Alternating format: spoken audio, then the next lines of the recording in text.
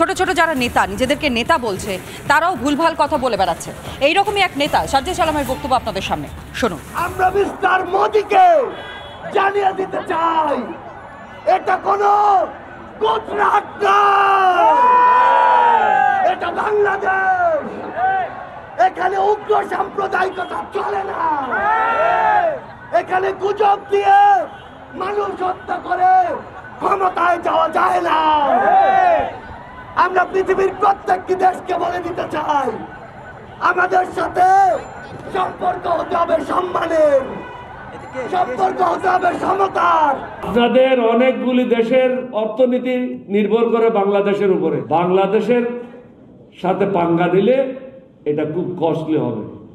আমি কয়েকটা মিটিংয়ে বলেছি, অ্যাটম বোমার ভয় দেখায়েন না,